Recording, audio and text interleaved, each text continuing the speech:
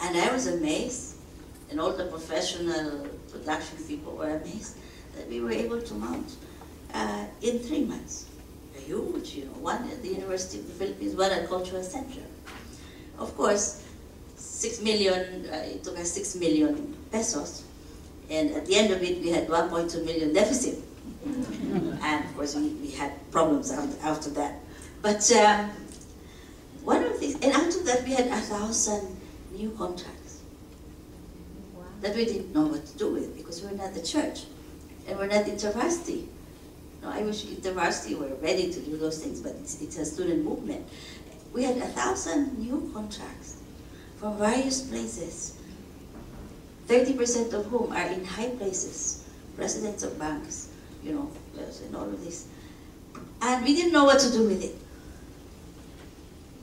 But my lesson is that suddenly the people of God, we were able to mount it, ISAC is a very small organization.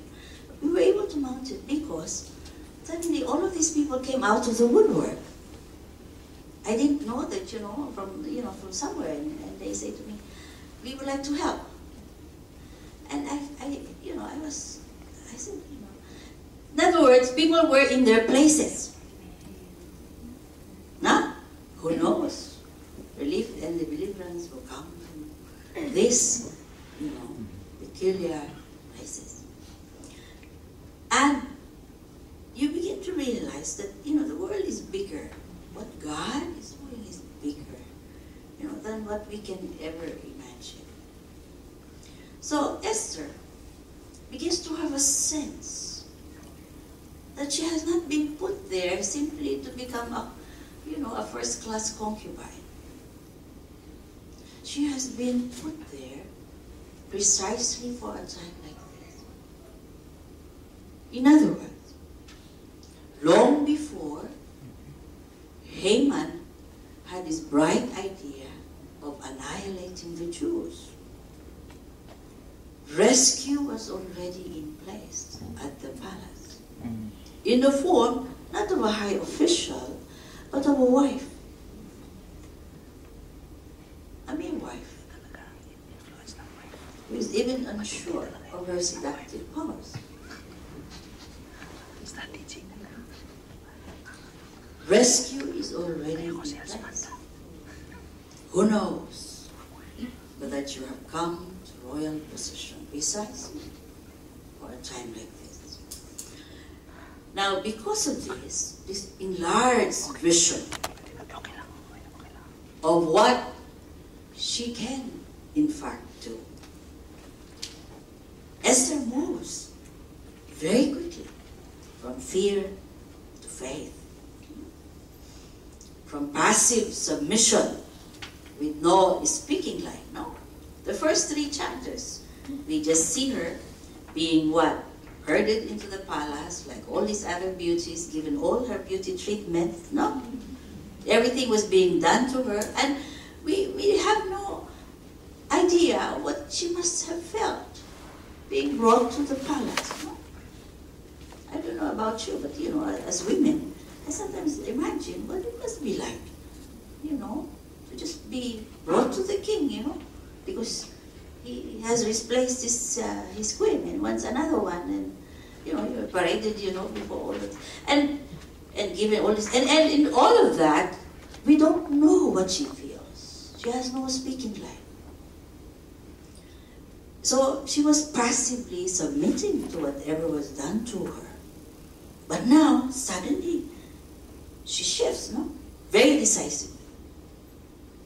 She says, you tell the people, the Jews, to fast and pray, and I shall go to the king. And if I perish, I perish. From a very fatalistic resignation of this small role, to a very daring acceptance of the consequences of breaking the law. If I perish, I perish. And the interesting thing too is that from habitually being used to receiving instructions from her uncle, Mordecai, now she gives instructions to him. And in fact, in the later chapters, we find that she was reigning together with him. In fact, she was the more active agent, no? In seeing to it that the threat to the Jews were eliminated. Some commentators, in fact, were saying that she is vindictive, no? Because she does more than what is necessary. But I think it's because she wants to secure the safety of her people.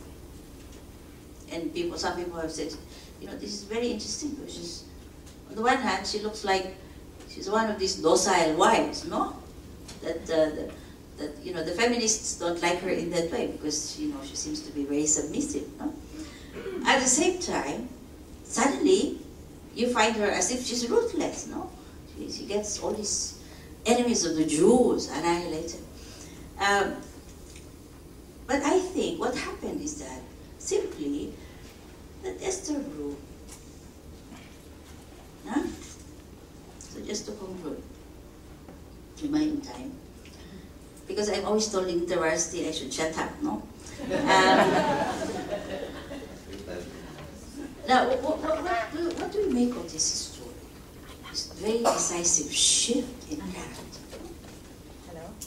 So, from someone who is not quite sure of her own powers and personal significance, to someone who becomes a leader, who decisively makes all the necessary steps to rescue her people.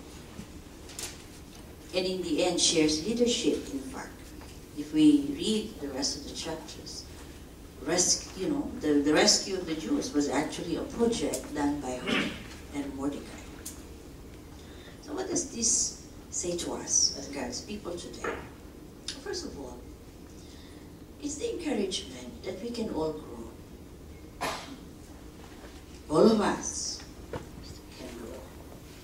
One of my joys coming here at Calvin and meeting Joel again is I was very happy to see him grow.